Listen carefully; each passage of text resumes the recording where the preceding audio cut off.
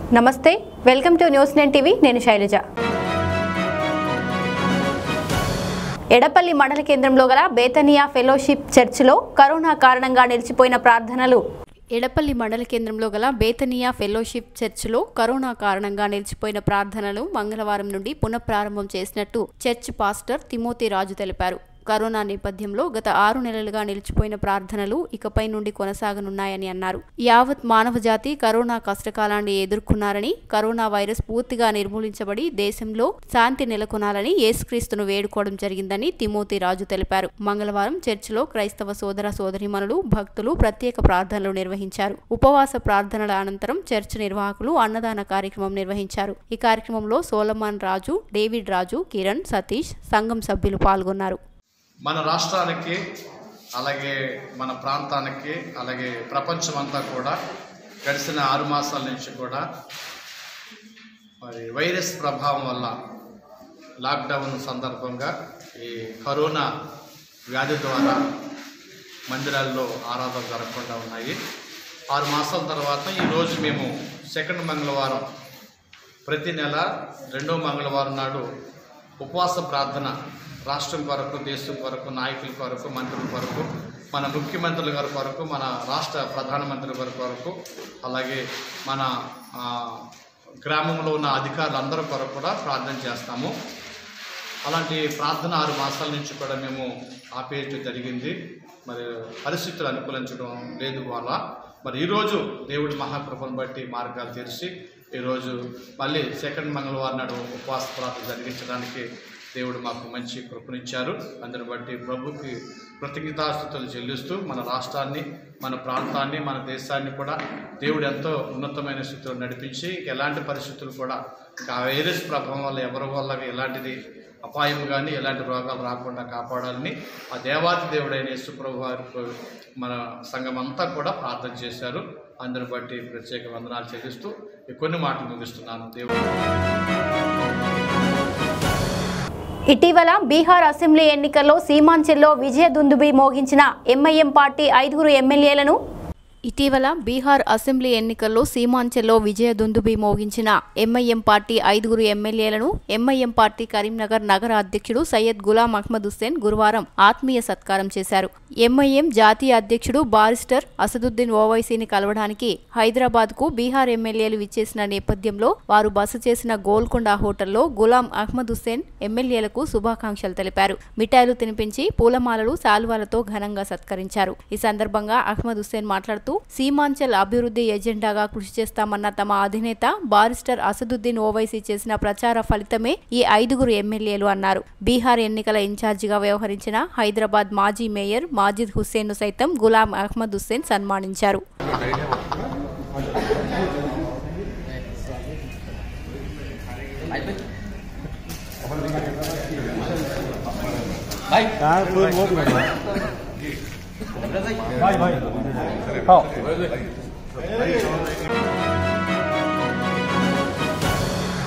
జగిత్యాల జిల్లాలో ప్రభుత్వం ప్రకటించిన కనీస మద్దతు ధర రైతులకు చెల్లించాలని జీవన్ రెడ్డి కాంగ్రెస్ పార్టీ ఆధ్వర్యంలో మహాధర్నా నిర్వహించారు. జగిత్యాల జిల్లాలో ప్రభుత్వం ప్రకటించిన కనీస మద్దతు ధర రైతులకు చెల్లించాలని జీవన్ రెడ్డి కాంగ్రెస్ పార్టీ ఆధ్వర్యంలో మహాధర్నా నిర్వహించారు. రైతులకు మద్దతు ధర వెంటనే, సన్నబర్లకు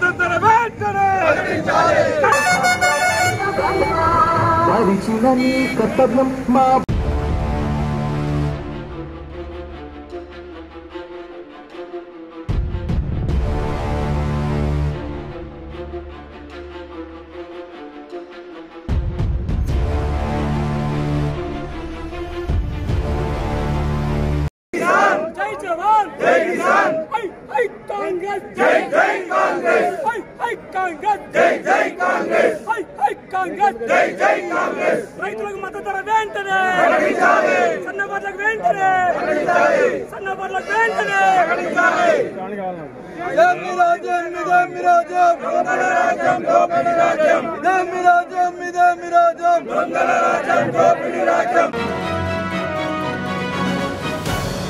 నవంబర్ 26 దేశవ్యాప్త సార్వత్రిక సమ్మెను జయప్రదం చేయాలని జమ్మికుంట పట్టణ వర్తక వ్యాపార యాజమాన్యం నవంబర్ 26 దేశవ్యాప్త సార్వత్రిక సమ్మెను జయప్రదం చేయాలని జమ్మికుంట పట్టణ వర్తక వ్యాపార యాజమాన్యం కొండ్ల పాపయ్య ఓంకారంలకు సమ్మె నోటీసును అందించారు.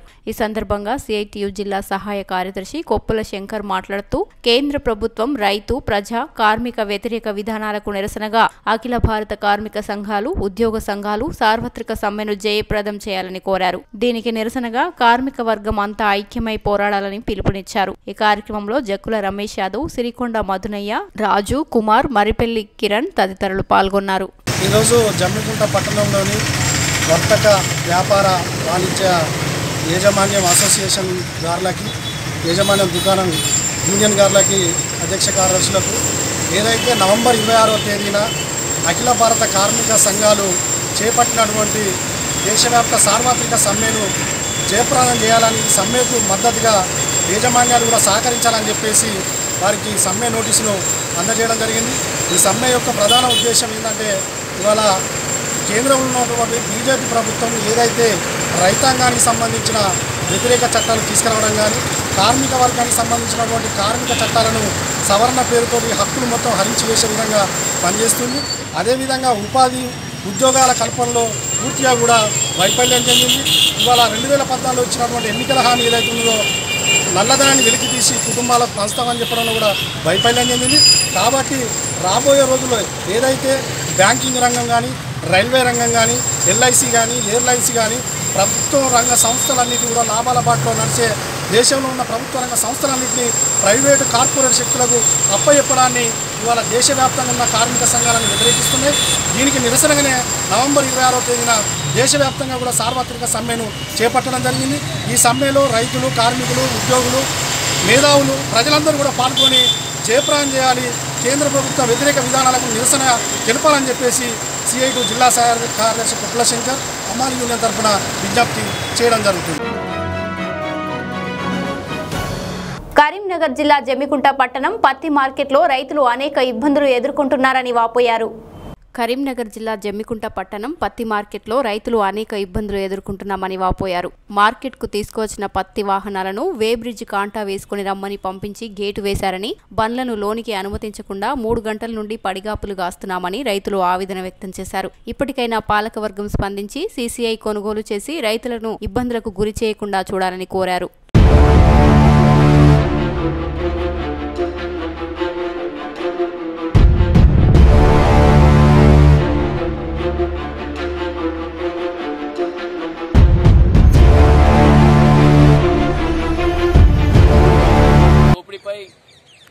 మనం కల్లారా చూస్తున్నాం. రైతుల్ని ఎంత మోసం చేస్తున్నారో ఈ దారులు, మిల్లర్లు కలిసి, అత్తిదారులు కలిసి, పాలకవర్గం కలిసి ఈరోజు ఎంత దారుణమైన పరిస్థితి అంటే, పత్తి కొనుగోలు ఆసం దగ్గర కొన్న తర్వాత దాన్ని ఇక్కడనే డంప్ చేసి మళ్ళా వాళ్ళ లారీలు తెప్పించుకొని, వాళ్ళ వ్యాన్లు తెప్పించుకొని వెంటనే దాన్ని సీసీఐ ద్వారా కొనుగోలు చేయిస్తున్నారంటే ఈరోజు ఇంత రైతు పరిస్థితి ఎలా ఉందో ఇదంతా చూస్తుంటే మనకు అర్థమవుతుంది. దయచేసి ఇప్పటికైనా రైతులంతా ఏకం కావాలని సందర్భంగా కోరుకుంటూ, ఈరోజు పత్తి మార్కెట్లో జరుగుతున్న ఇంత అన్యాయాన్ని పాలకవర్గం కానీ, ఇక్కడ ఉన్న రైతులు కానీ వెంటనే వీళ్ళు స్పందించి దీనిపై చర్యలు తీసుకోవాలని చెప్పి ఈ అధికారులను, ఈ పాలకవర్గాన్ని మరియు ఈ మిల్లర్ల దోపిడిని ఆపాలని చెప్పి మేము కోరుతున్నాము. మీరు చూస్తూనే ఉన్నారు, ఈ వ్యాన్లన్నీ ఇక్కడ డంప్ చేస్తారు. 4,000, 3,000 ఇటుకొట్టున్నా 4,000, 3,000 కొన్న పత్తిని మళ్ళీ దీన్ని సీసీఐ ద్వారా కొనించి 55,825 రూపాయలకు ఇక్కడనే మళ్ళీ వెంటనే అమ్ముతున్నారు. కాబట్టి దీనిపై వెంటనే స్పందించాలని అధికారులను, పాలక వర్గాన్ని హెచ్చరిస్తున్నాం. కాంగ్రెస్ పార్టీ తరఫున రైతును ఇబ్బంది పెట్టదని ఈ సందర్భంగా మేము కోరుతున్నాం.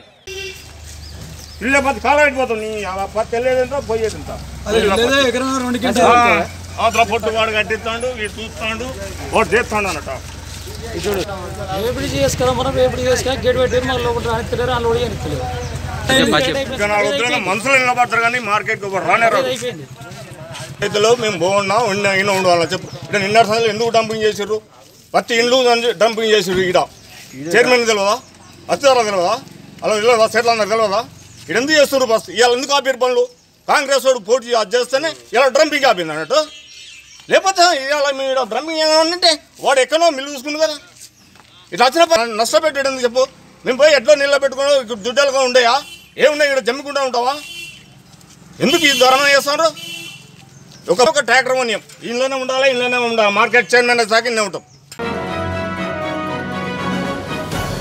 కరీంనగర్ జిల్లా కాంగ్రెస్ ఆధ్వర్యంలో ఇందిరా గార్డెన్ నుండి ర్యాలీగా తెలంగాణ చౌక్ చేరుకుని అక్కడి నుండి పాదయాత్రగా కరీంనగర్ జిల్లా కాంగ్రెస్ ఆధ్వర్యంలో ఇందిరా గార్డెన్ నుండి ర్యాలీగా తెలంగాణ చౌక్ చేరుకుని అక్కడి నుండి పాదయాత్రగా కరీంనగర్ కలెక్టరేట్ ముఖద్వారం వరకు చేరుకున్నారు. కరీంనగర్ కాంగ్రెస్ జిల్లా రైతు అధ్యక్షుడు కృష్ణారెడ్డి న్యూస్9 టీవీతో మాట్లాడారు. కేంద్ర ప్రభుత్వం మరియు రాష్ట్ర ప్రభుత్వం రైతు వ్యతిరేక విధానం పట్ల రైతాంగం పూర్తిగా నష్టపోతున్నారన్నారు. కేంద్ర ప్రభుత్వం తీసుకొచ్చిన బిల్లుతో తెలంగాణ రైతులు నష్టపోతున్నారని, తెలంగాణ ప్రభుత్వం సన్న రకాల వరి సాగు చేయాలని చెప్పి రైతులను ప్రోత్సహించిన కేసీఆర్ గిట్టుబాటు ధర 2500 ప్రకటించాలని డిమాండ్ చేశారు.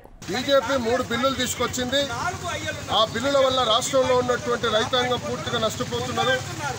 అదేవిధంగా రాత్రి మద్యం తాగిన మత్తులో కేసీఆర్ సన్న రకాలు సాగు చేయాలని రైతాంగానికి పిలిపించిండు. మొక్కజొన్న సాగు చేయొద్దు, సన్న రకాలు సాగు చేయాలి, పత్తి సాగు చేయాలని చెప్పారు. ఒక పక్క కేంద్రం తీసుకొచ్చినటువంటి బిల్లు నిత్యావసర వస్తువుల్ని బిల్లులో నుంచి తీసేసి ఆ బిల్లులో పెట్టి, అంటే గతంలో నిత్యావసర వస్తువుల్ని ఎక్కడ నిల్వ చేయకూడదని ఎప్పటికప్పుడు మార్కెట్లోకి పంపించిన కాంగ్రెస్ పాలన ఉంటే, ఇవాళ బీజేపీ ఏం చెప్తా ఉంది, నిత్యావసర వస్తువులు 1000 టన్నులలో మీరు గోదాంలో దాచుకోవచ్చు, బ్లాక్ మార్కెట్ తరలించవచ్చు అని చెప్పి అలా అదానీ, అంబానీ, రిలయన్స్ లాంటి కంపెనీలకు తోడ్పడేట్టుగా బీజేపీ అలా 3 బిల్లులు తీసుకొచ్చింది. కాంట్రాక్ట్ ఫార్మింగ్ పేరుతో, అంటే రైతులనే రైతు చేసేటువంటి భూమిలో కూలీలను చేసి వ్యవసాయం చేస్తున్నట్టుగా ఒక బిల్లు తీసుకొచ్చింది. అదేవిధంగా ఫ్యూచర్ ట్రేడింగ్ ద్వారా ఈ రైతులకు తీవ్రమైనటువంటి నష్టం జరుగుతుంది కాబట్టి ఆ బిల్లును మేము వ్యతిరేకిస్తున్నాం. అదేవిధంగా సన్న రకానికి 2500 రూపాయలు కేసీఆర్ వెంటనే ప్రకటించాలి. నీ మూర్ఖపు ఆలోచన వల్ల, నీకు నీ తెలివి తక్కువతనాన్ని వల్ల ఇవాళ రైతాంగానికి నువ్వు చెప్పినటువంటి మాట విని నువ్వేదో కట్టిస్తావని 500 అధికంగా బోనస్ ఇస్తావు కావచ్చు అని చెప్పి అలా సన్న రకం సాగు చేశారు. ఇవాళ దొడ్డు రకానికి సన్న రకానికి 20 రోజుల వ్యవధి ఎక్కువ, దానికి దీనికి ఫర్టిలైజర్ కానీ పెస్టిసైడ్స్ కానీ ఎక్కువ స్ప్రే చేయాల్సి వస్తుంది. ఆ దిశగా రైతులు పోయినప్పుడు 10,000 రూపాయలు ఒక ఎకరాకి పెట్టుబడి పెరిగింది. ఇవాళ తీరా చూస్తే రోగాలు వచ్చినాయి, ఇవాళ మెడవిరుపు రోగాలు వచ్చాయి, నల్ల కాటుక రోగం వచ్చింది. దీనివల్ల కరీంనగర్ జిల్లాలో ఉన్నటువంటి, తెలంగాణలో జిల్లాలో ఉన్నటువంటి, మొత్తం జిల్లాల్లో ఉన్నటువంటి రైతాంగం తీవ్రంగా నష్టపోయారు. వెంటనే 2500 రూపాయలు సన్న రకానికి ధాన్యం ధర ప్రకటించాలని చెప్పి మేము ప్రభుత్వాన్ని డిమాండ్ చేస్తున్నాం. అందులో భాగంగానే ఇవాళ కలెక్టర్కి రిప్రజెంటేషన్ చేసి కలెక్టర్ కార్యాలయం ముందు ధర్నా చేయడం జరిగింది. స్థానిక నగరంలో గల గీతా భవన్ చౌరస్తా నుండి కలెక్టర్ కార్యాలయం వరకు కాంగ్రెస్ పార్టీ నాయకులు పాదయాత్ర చేశారు. స్థానిక నగరంలో గల గీతా భవన్ చౌరస్తా నుండి కలెక్టర్ కార్యాలయం వరకు కాంగ్రెస్ పార్టీ నాయకులు పాదయాత్ర చేశారు. రైతులకు కేసీఆర్ అన్యాయం చేశారని, సన్న రకం వడ్లకు 2500 రూపాయలు చెల్లించాలని, కాటుక తెగులు మరియు ధాన్యం నష్టపోయిన రైతుకు నష్టపరిహారం ఇవ్వాలని కాంగ్రెస్ నాయకులు కలెక్టరేట్ ముందు ధర్నాకు దిగారు. తెలంగాణ రాష్ట్ర Congress party working president Ponnam Prabhakar, జిల్లా కాంగ్రెస్ పార్టీ అధ్యక్షులు కవ్వంపల్లి సత్యనారాయణ, జిల్లా మహిళా కాంగ్రెస్ పార్టీ అధ్యక్షురాలు చెర్ల పద్మ, కోమటిరెడ్డి పద్మాకర్ రెడ్డి తదితరులు పాల్గొన్నారు. రైతుకు బేడీ లేయటం ఏంటిదో ఒకసారి నువ్వు మత్తు మందులకు వెళ్ళి దిగిన తర్వాత ఆలోచించే బాధ ఏందో నీకు తెలిసి వస్తుంది. మరి లాక్డౌన్ సమయంలో మనకు తిండి పెట్టి ఈరోజు ఇంతమందిని కాపాడిన రైతులను మీరు నిర్లక్ష్యం చేయటము, నిజంగా మీరు సీఎం అవ్వటము మాకు దురదృష్టకరమని మేమందరం భావిస్తున్నాము. అదే దళితునికి కనుక సీఎం పదవి ఇస్తే ఈరోజు మా అందరి రైతుల కష్టాలను ఆలోచించే వ్యక్తి. ఇక ముందైనా అని కేసీఆర్ మరి మీరు ఏం చేస్తుండ్రు అన్నది మీరు తాగి ఫామ్ హౌస్లో పండటం కాదు, రైతుల కష్టాన్ని మీరు ప్రతి రైతు ఇంటికి కనుక మీరు వెళితే, గ్రామాలలో వెళితే మీకు తెలిసి వస్తుండే. బహుజనుల పోరాట యోధుడు మీనయ్య మరణం తీరని లోటని బహుజన నాయకులు ఆయనకు సంతాప సభ నిర్వహించారు. బహుజనుల పోరాట యోధుడు మీనయ్య మరణం తీరని లోటని బహుజన నాయకులు ఆయనకు సంతాప సభ నిర్వహించారు. ఈ సందర్భంగా వారు మాట్లాడుతూ, మీనయ్య జీవితంలో అనేక ఒడిదుడుకులను ఎదుర్కొని బహుజన ఉద్యమంలో చెక్కుచెదరని విశ్వాసంతో ఉద్యమ యోధుడుగా ఉన్నాడన్నారు. మీనయ్య లక్ష్యం ఉన్నతమైనదని, ఆశయం మహోన్నతమైనదని, బహుజనుల రాజ్యాధికారాన్ని తీసుకురావాలని ఆయన కృషి తపన మాకు ఆదర్శమని పేర్కొన్నారు.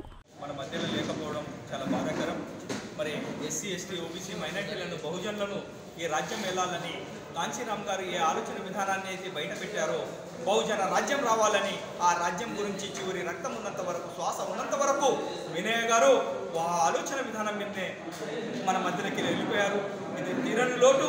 మరి ఇప్పటికైనా కానీ ఎస్సీ ఎస్టీ బీసీ మైనారిటీలు ఏకమై మన అస్తిత్వాన్ని కాపాడుకునేదానికి ఈ ఆర్య బ్రాహ్మణికల్ ఈ రాజకీయ నాయకులు ఎవరైతే ఉన్నారో అగ్రవర్ణాలు వాళ్ళు మన దేశం మీద మన రాష్ట్రం మీద సర్వనాశనం చేస్తున్నారు, మన అస్తిత్వాన్ని దెబ్బతీస్తున్నారు. కనుక మనం ఏకం కావాలని మీనయ్య గారికి నిజమైన శ్రద్ధాంజలి అవుతుందని తెలియజేస్తూ మా తరఫున మేము పగాఢ సంతాపన తెలియజేస్తున్నాం. జై భీమ్. బహుజన ముద్దుబిడ్డ కరీంనగర్ జిల్లా బహుజనుల ప్రదాత కేఎస్ మీనయ్య గారు గత 25 సంవత్సరాల నుంచి బహుజన ఉద్యమంలో ఎడతెరిపి లేనటువంటి పోరాటాలు, అలపెరగినటువంటి ఉద్యమాలలో తన వంతు కర్తవ్యాన్ని నిర్వర్తించి 30/10/19 నాడు అతను మరణించడం జరిగింది. ఆయన స్వగ్రామం కొత్తపల్లి అయినప్పటికీ మన కరీంనగర్ హైదరాబాద్లో ఉండి తర్వాత ఇక్కడ వచ్చి మళ్ళీ ఇక్కడనే తిష్ట వేసి ఆయన 1994లో చొప్పదండి నియోజకవర్గంలో పోటీ చేసి చాలా మన సమాజానికి సరైనటువంటి దిశానిర్దేశం చేయడం జరిగింది. అలాగనే 96లో ఎంపీగా పోటీ చేసి 54,000 ఓట్లు సాధించడం జరిగింది. ముఖ్యంగా ఇవాళ ఓటే సమస్య కాదు, ఆయన బహుజనుల ఉద్యమాన్ని, బహుజనుల ఎస్సీ ఎస్టీ బీసీ మైనారిటీ ఉద్యమాన్ని ముందుకు తీసుకెళ్ళి అనేకమైనటువంటి కష్ట నష్టాలకు వచ్చి ఈ ఉద్యమాన్ని ముందుకు తీసుకెళ్ళడానికి చాలా దోహదపడినటువంటి మహనీయుడు చనిపోవడం అనేది చాలా బాధాకరమైనటువంటి విషయము. అందుకే ఇలా బహుజన శక్తులు, బహుజన శ్రేణులు, పోరాట యోధులందరూ ఈరోజు తనకు శ్రద్ధాంజలి ఘటించడం కోసం చాలా దూరం నుంచి శ్రమ కోల్చి రావడం అనేది జరిగింది. అందుకు మిత్రులందరికీ మేము జై భీమ్ తెలియజేసుకోవడం జరుగుతుంది. इंग्लिश में चलेगा सर, बहुत अच्छा है इंग्लिश. जय Bhim friends, my name is Pramod Kuril from Uttar Pradesh, Delhi. I'm a former member of parliament, BSP. I was a close associate of Bahujan Mahanayak Sahab Kashiram ji, and it's been 25 years since I have been a part of this movement. Today I have come to Karimnagar district of Telangana. It's a very sad occasion for me. I have come here for the first time. It's a very sad moment for me, sad day for me. But today I have come here to pay my tributes, heartfelt tributes to great son of Telangana, great son of Andhra Pradesh, great son of India, a very close and trusted associate of Kashiram Sahab, K.S. Meneya ji, who is no more now. On 30th of September, he left us. And today I have come to pay my heartfelt tributes in the memory of Meneya Sahab. I knew him for many years, and the last 10 years especially, we both were very much together. We were part of the same movement, and today I feel that I have lost a part of my body. He was not just a friend, philosopher, guide for me. He was I would say, and I strongly believe it, but when I say this, I would like to define him as Kashiram of South India. Meneya ji was not just a leader, a committed leader of Bahujan movement from Telangana. I don't want to restrict him to Telangana only, or Andhra Pradesh only. In fact, in the last 10 years, he has worked so closely with us, traveling from Kashmir to Kanyakumari. Many parts of this country we traveled together. He used to discuss with me so many things. He had got so many passions, and even at the age of 87, when he expired, when he left this physical world, I met him on 27th of October.